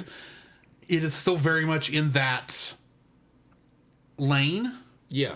And I think that's kind of what annoys me. And the simple fact that Goku and Vegeta should have known better to allow Frieza to even have the ability to blow up the planet, have the time to blow up the planet. I really do think that's a detriment to the story. And I think there's better ways you could have.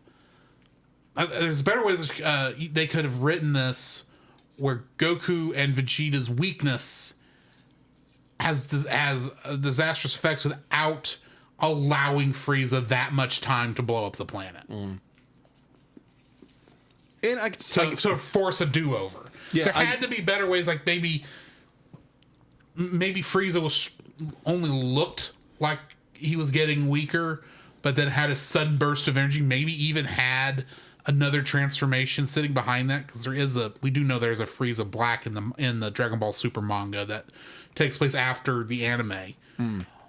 But and maybe they could have done something like that where he got a burst of energy from somewhere. Maybe that golden form has a reserve that Frieza was able to tap into or something. Right. Where he could have gotten really close to killing Vegeta, or they got injured pretty bad and they had to team up. I mean, that's actually one of the things I like about the Goku Black arc, is that Goku and Vegeta are not able to beat Goku Black. Because everything they do, Goku Black and Zamasu, his counterpart, which ironically, do you know who voices Zamasu in Super? No, I do not. Do you know the guy who played Piccolo in Dragon Ball Evolution? Oh, he voices Zamasu. Oh, that. Yeah. We didn't know it at the time. It's only come out after the fact.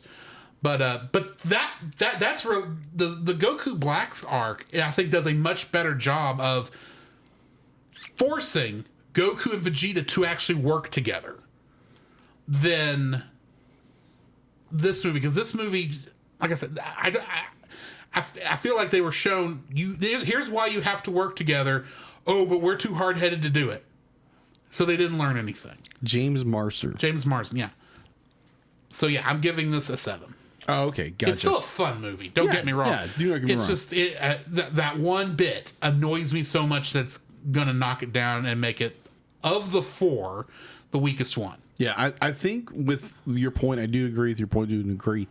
I think if they would have at least acknowledged that Goku and Vegeta learned that lesson. Yeah. Because we're not giving any indication or if that last value that they learned anything from this. If that last scene had been written differently. Yeah. Where they at least sounded like they were willing to work together. Yeah. Or fight together instead of always coming at it from 2 different angles. I maybe could buy it a little more. But that's the beauty of the characters. Like they do have... I get that, because they're not the kind who want to work together. They are very much water and oil. Right. They don't really mix well. But admittedly, when you look at their ultra forms, the Goku's Ultra Instinct and Vegeta's Ultra Ego, they are still the exact opposites of each other. Right. So, yeah... I just feel like this movie was trying to say Goku and Vegeta should be working together, and Goku and Vegeta won't work together, and they don't learn the lesson that the movie was trying to teach them. Agreed. That's my problem, and that's why I rated 7, because I was like, the movie was almost pointless in what it was trying to get across. Yeah, in terms of its story, but it's still a fun movie to watch. There's still a lot of fun there. So, next week, yes, we are jumping to the other end of the anime, Dragon Ball Super, to ironically a movie that's not actually set in the anime's universe, but actually in the manga, because both Dragon Ball Super Broly and Dragon Ball Super Superhero take place in the manga's continuity. Which there's not that much difference, but the anime technically could start up, the Dragon Ball Super anime could start up again, and they could bulldoze right over that. Gotcha. But they are in canon with the manga. So, we'll be joined next week by the guys from Henshin Men V3, namely Jake Hambrick and our good friend Nathan Marchand. So, join us next week for that. In the meantime, we're going to hit our intermission, play some bumpers, and then get to talking about some Batman. This podcast is a proud member of Culture Box. Whether you enjoy geeky reviews, comedy, or original fiction, you can open up the Culture Box and find something excellent for your soul. Point your web browser to culturebox.media. This week, we suggest checking out The Rushmore Show. The Rushmore Show is the place for ranking the ultimate top 4 in sports, video games, nostalgia, movies, and so much more. Each week, Andy and Kirk spark engaging discussions and friendly debates, making the Rushmore Show your compass in the realm of pop culture rankings. You can find more info for them at their YouTube channel, which is The Rushmore Show, where it's all about your top 4 and nothing more. The Cellcast would also like to thank the following patrons: Ashley and Francisco Ruiz, PaulJPowers.com, The Monster Island Film Vault, and Edwin Gonzalez. If you would like to have your name shouted out on the show, some special art from Jacob, uncut episodes, or for an additional $5, you can, in fact, force us to watch something within reason and review it on the show. You can, if you desire, even guest host on that episode. So you can do that at the $10 level, which gets you everything at the $5 level too. So go do that. Plus, our Redbubble store, we have a new t-shirt up on there. It's our Dragonuary logo. Mm-hmm. So go grab that. Along with, of course, Team Lasagna, Team Kibble, and the Cellcast logo, and still our Ghibli Month t-shirt is still up there. We're going to go ahead and leave that up there since it's not marked for a specific month, but it's just GG and the Mononoke mask, which is pretty cute. So go pick those things up.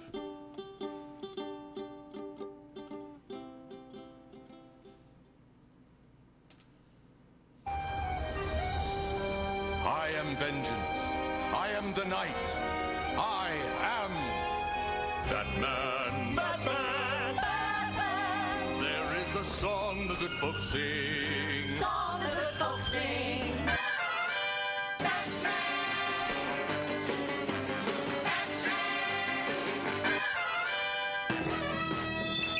In the great hall of the Justice League.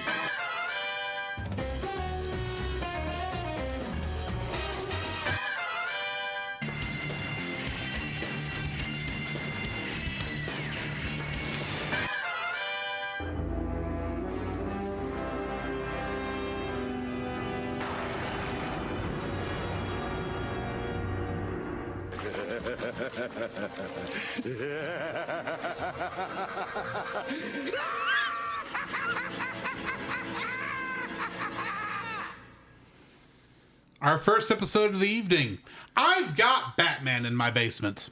I think they make a spray for that. Yes. Production order-wise, this was episode 12. Broadcast was episode 20. It first aired on September 30th, 1992. It was directed by Frank Parr and written by Sam Graham and Chris Hubble. In this episode, while attempting to regain a stolen Fabergé egg from the Penguin, Batman is sprayed with nerve gas by the foul fellow. Now unconscious, Batman is rescued by a 12-year-old aspiring detective who hides him in his basement. It's up to the precocious kid to figure out how to revive the comatose crime fighter before the Penguin finds him. And he fails miserably. Yeah. But everything turns out all right in the end. Yeah. New cast for this episode, we got Matthew Brooks playing Sherman, Adam Carl playing Nick, Lindsay Corse playing Mrs. Grant, Richard Gilland playing Frank, Denise Marco playing Roberta, Rob Paulson playing Jay, and Paul Williams playing the Penguin. Oh. Do you know who Paul Williams is? I've heard of the name. We have actually reviewed 2 films that he actually was involved with, but not as an actor. Oh, okay. As a songwriter. Oh, okay. They are The Muppet Movie and The Muppet Christmas Carol. That's right. I saw something about that. Yeah, I posted it earlier this week because I was a little starstruck. Yeah. And it was at this point I realized, hey, there's a lot of big name actors in this show, at least big name TV actors. Mm-hmm. And so I may be making a graphic up that shows all the actors and what they're most known for here in the next couple weeks, because there's a lot I have come to realize. Trivia for this episode. The production team regards this as the worst episode of the series. Really? This isn't a bad episode. I love the look on your face when I said that. That is a odd comment. Bruce Timm said of this episode, I can't even watch this show. It is the epitome of what we don't want to do with Batman. Strangely enough, kids like it. The script came in and it was terrible. Normally, I tell the director to do what he can to make it interesting, and nobody could figure out a way to make it interesting. The storyboard artist didn't care, and it shows. I disagree. Yeah, I do disagree. But I do understand from Bruce Timm's point of view how much he probably didn't like this episode, and there's no saving it in his mind, because I felt that way about some of my artwork people say is good. So yeah, agreed. So I get that. According to Lauren Bright, the story editor of this episode, the idea for this episode came from producer Alan Burnett, but the script of this episode was rewritten against the wishes of the writers who worked on it. The series creators weren't quite sure what to do with the Penguin. Initially, they thought of him as a cerebral sort of villain who relied on his wits rather than his fists. They considered turning him into a bird-loving Norman Bates-style mama's boy, always under the thumb of his overly protective but unseen mother. But these plans were scrapped after the theatrical release of Batman Returns from 1992, and the animated Penguin was retooled to more closely resemble the live-action film's Penguin, played by Danny DeVito. Bruce Timm even visited the set to sketch Danny DeVito in full costume. Oh, okay. This is an unusual episode where Batman spends most of it unconscious. Also, he never appears as Bruce Wayne in this episode, only as Batman. The theme music that plays in the episode's title card is later incorporated throughout the series as the Penguin's theme song. The bicycle that Sherman rides at the beginning of the film, the episode, is a Spacelander bicycle. This was an art bicycle that was produced from about 1945 to 1960. At the time, it was one of the most expensive bicycles ever made. Okay, so so this boy is spoiled rotten. Yes. What were you about to ask? Oh, no. It's like, wait a minute. Like, this kid lives, like, in the, kind of like middle class. Yeah, he's middle class. But he's riding around with, like, most expensive bikes of the era. Yeah.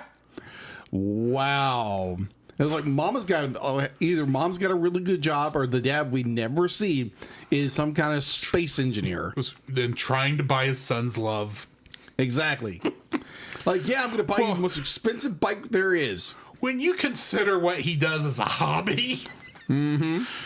Oh, my word. So, yeah. What are your thoughts on this episode? I do find you did point out that Batman, he doesn't really do much in this episode. Like, yeah, he's in the beginning, he's in the very end. But for the most part, he's kind of just lying there. And he has all of these children who kind of maybe not representation of the audience. Okay, we can do something to help Batman. Yeah. And I do enjoy that when they kind of put us, like when this came out, we were kids. Yeah. Like put us in the show. It's like, okay, that's kind of me. That's kind of her. This is this person and this person.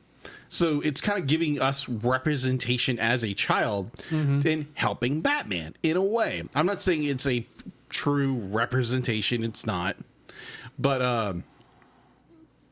and plus I don't think you need to see yourself in a role. No, granted, a lot of cartoon executives think that kids won't watch a show unless there's a kid in it. Yeah. This show in general proves that that's not true. Right. But I feel like this is an episode that came out of that idea that, we need to have a self-insert character for the kids to latch onto. But still having a story where kids are helping Batman, that's a good idea for a story. Really good idea. I agree. And I get why maybe Bruce Timm just didn't like this concept because it's not based on the idea he had for the show. Right. But at the same time, it's like I could get I guarantee, I know I loved this episode as a kid. Yeah. And granted, it's very much a low impact episode. I mean, granted, the Penguin probably would have blown up the house had Batman not woken up and kicked his butt. Yeah. But and the kids definitely would have gotten clobbered. Would have been clobbered. In fact, to a degree, the fact that the Penguin doesn't clobber them sooner, that is true, does kind of weaken him in this episode. But I kind of like to. I know he's based on Danny DeVito, but his version of the Penguin, but he reminds me of him at the beginning of that, where he's still trying to show himself off as a noble, as a socialite, just has unfortunate features, and he's literally still trying to be a good person, at least in the eyes of he's the good mob boss, basically. So I do like, okay, yeah, I need to get this egg. I don't want to hurt these kids until they piss me off. Yeah. Then it'll hurt the kids. Yeah. That's what the Penguin does. That's what the Penguin does. But so the fact that he doesn't get, he even lets himself get captured, really, near the end of this episode before Batman finally gets up there and takes care of business. Right. I do wish that I understand they weren't wanting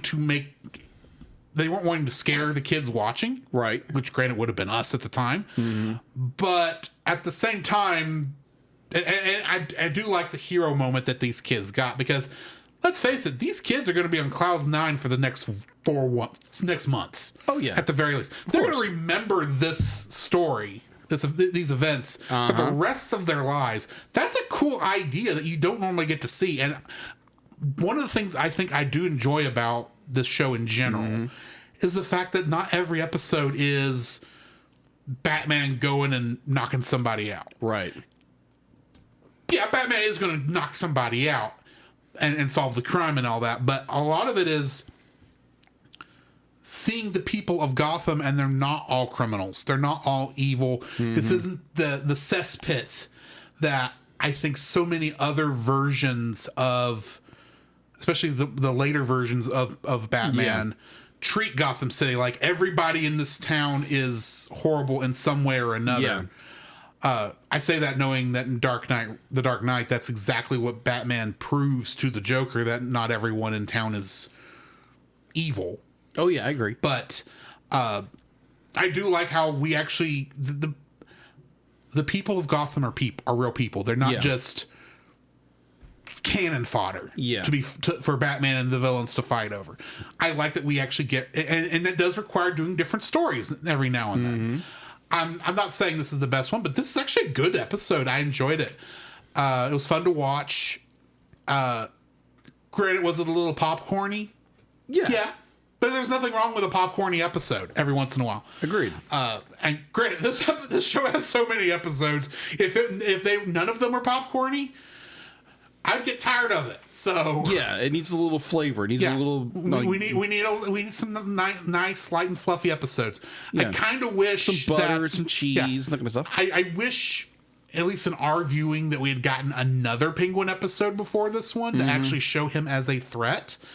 So this being the Penguin introduction is a little disappointing, maybe, but at the same time, it's still a good, fun episode, and I was happy to see the Penguin in this. So. Yeah, I agree. I do enjoy the fact that this is for BTAS. It's the Penguin's first introduction, and the way they portray Penguin definitely in this is because they can't go Batman Forever, because Batman Returns, because that is a very dark, very menacing, very creepy character. Well, so they weren't aiming for something in between the two Tim Burton films, and Adam West. Yeah, I do think they have a good balance of both of those. I agree with you. I do agree with you, because like the Penguin in this in the shared universe, he's not like very menacing of a character. He winds up just stealing stuff. But overall, be like, I do agree with you. This is a very enjoyable episode. It's a very memorable episode.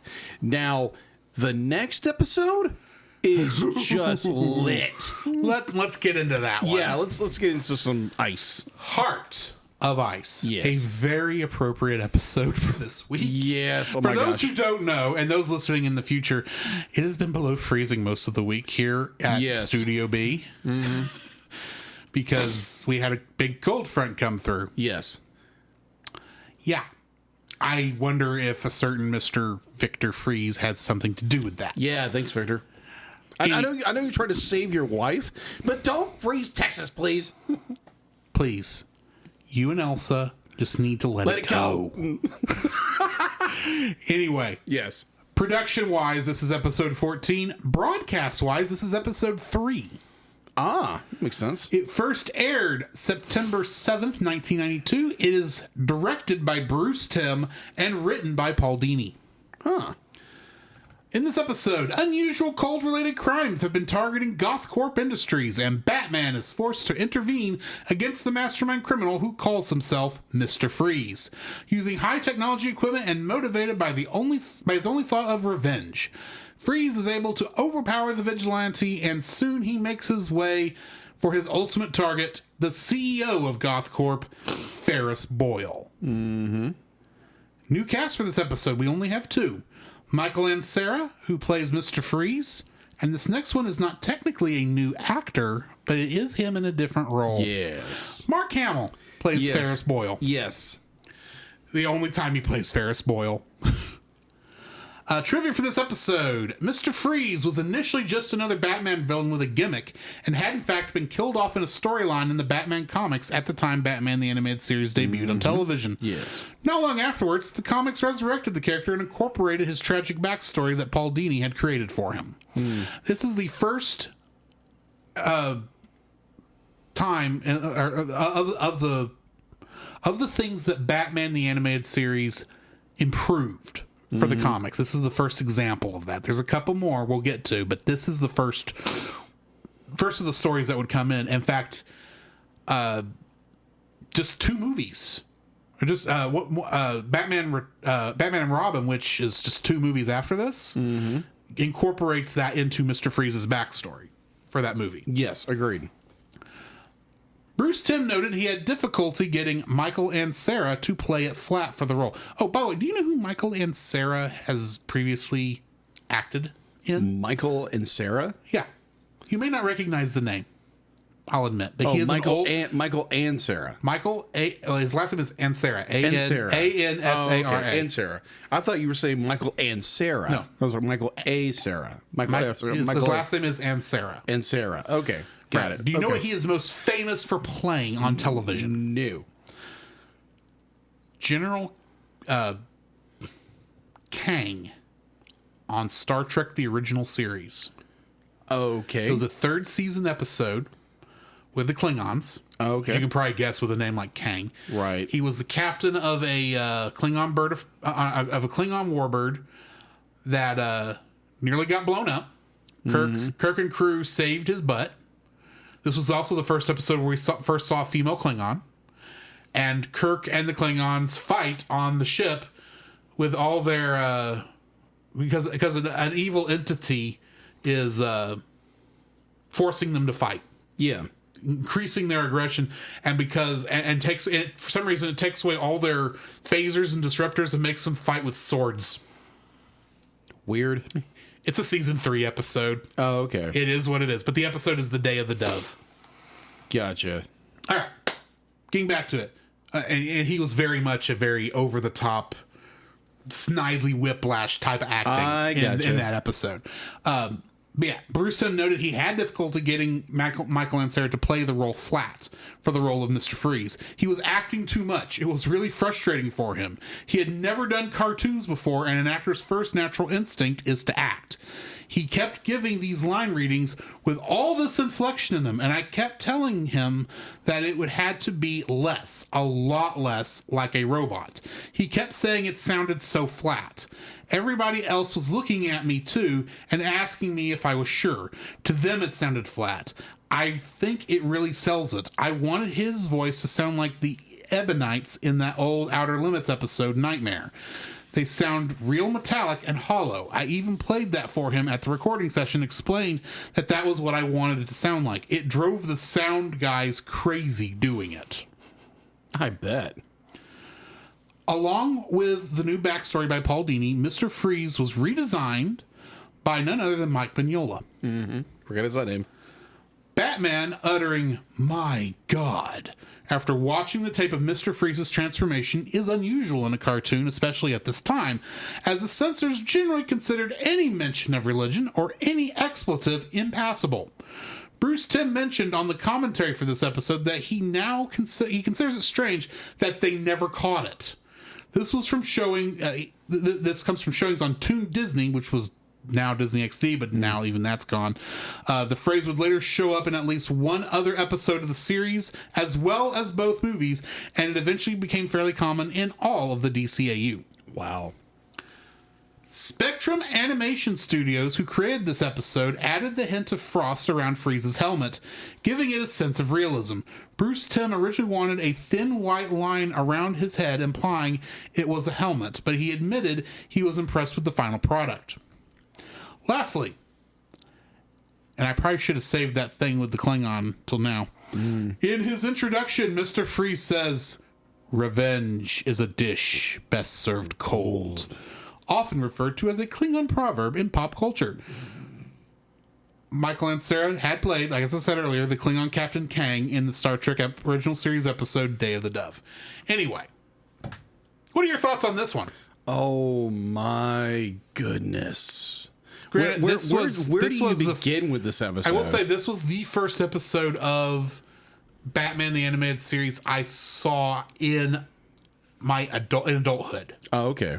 This was the first episode I saw. So yeah, I did want to mention that, but yeah. Oh, okay, so I remember watching this as a kid, as a child, and just being completely blown away by the fact of being like, this is such a mature episode, and you have this great sympathy towards Victor Freeze, Mr. Freeze or what have you. You have this, you have empathy for him because you know that he has gone through so much and he's been betrayed, and you feel that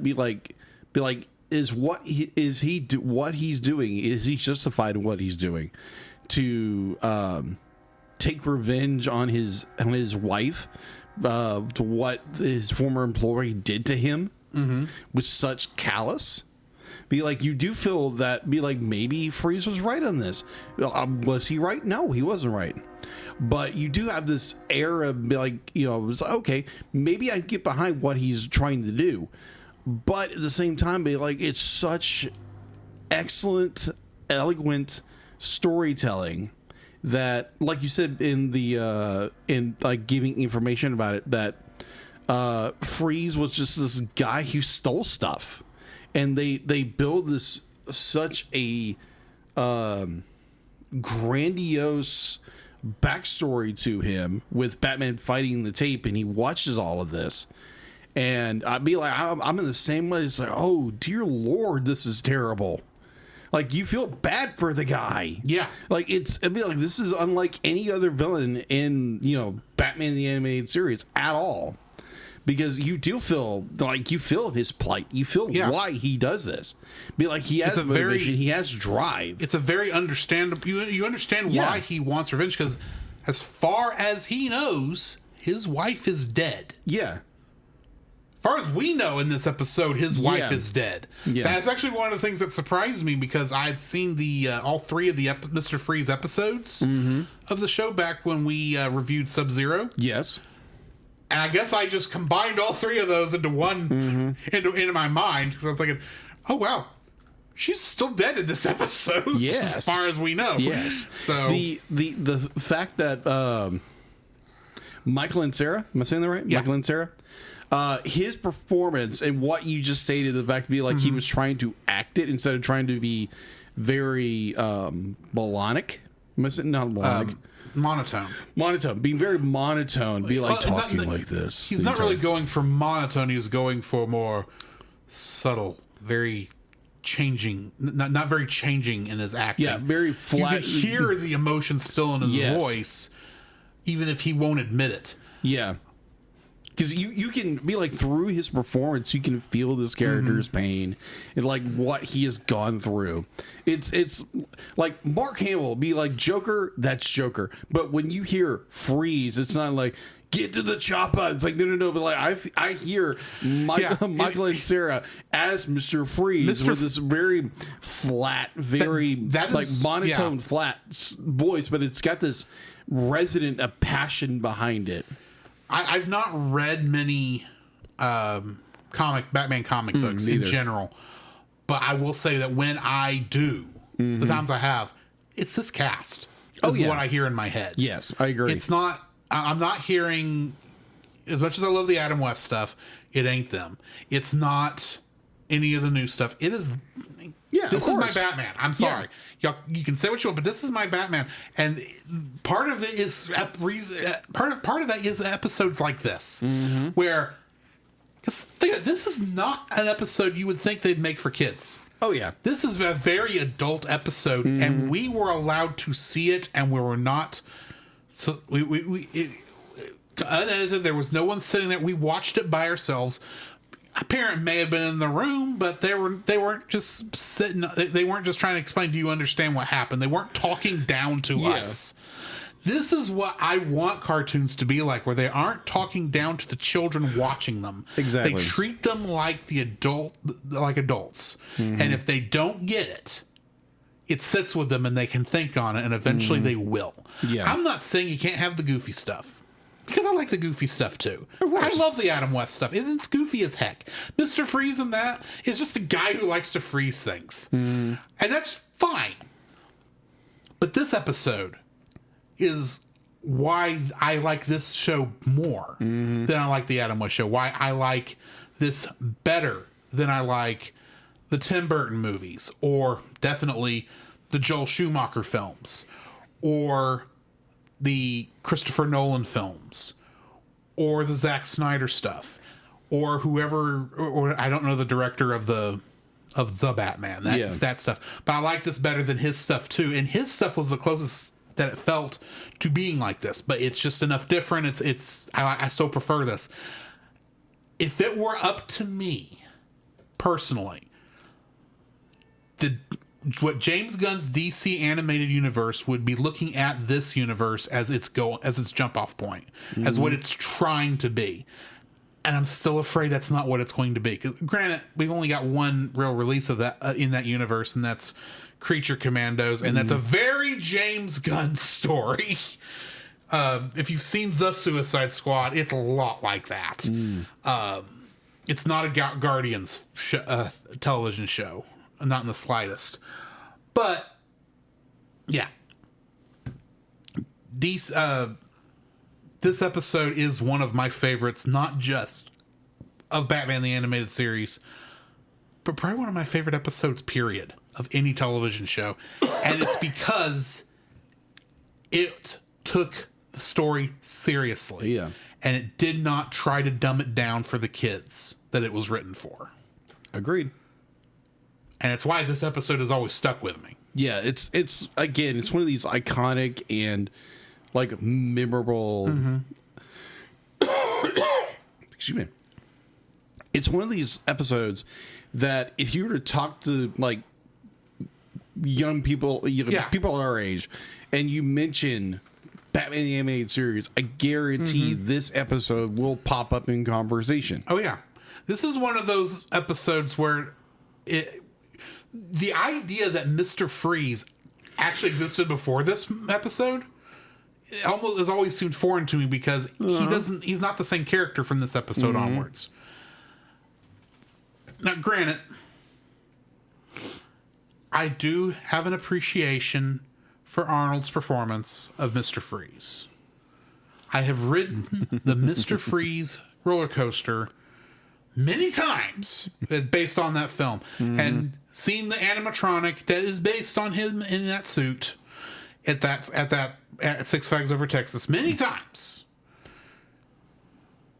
But he doesn't hold a candle to Michael and Sarah acting so stoically and injecting enough emotion that you feel that you can feel it in there, but it's still cold and like it's frozen over. Like, it's just such a good performance.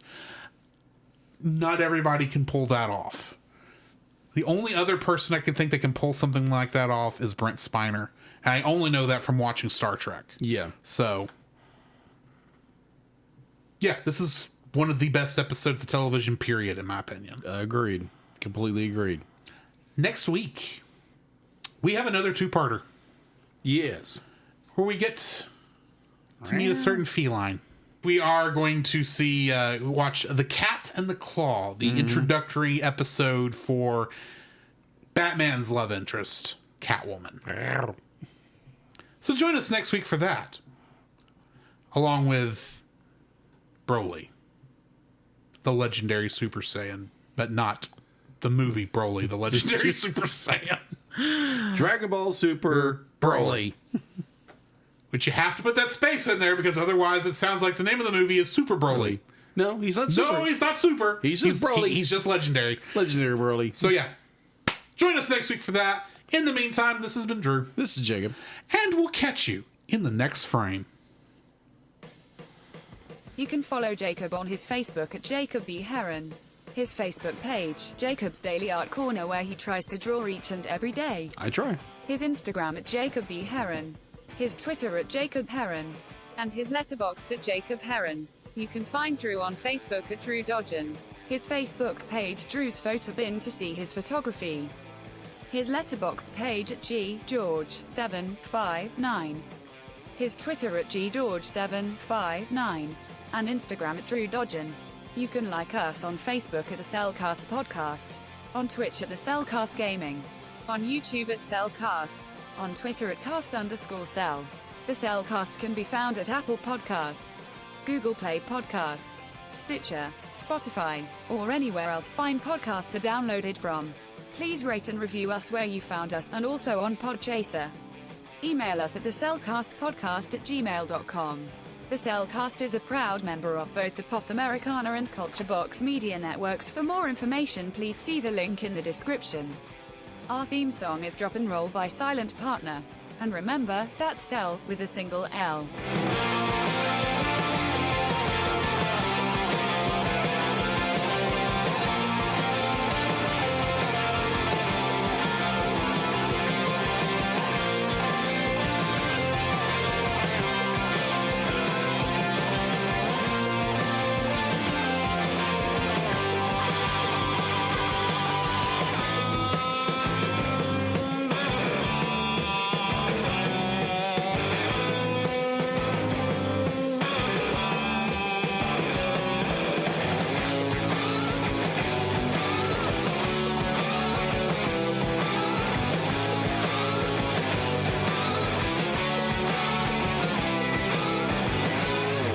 On the next episode of Dragon Ball Z.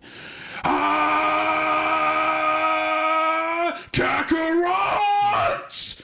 Wrong movie.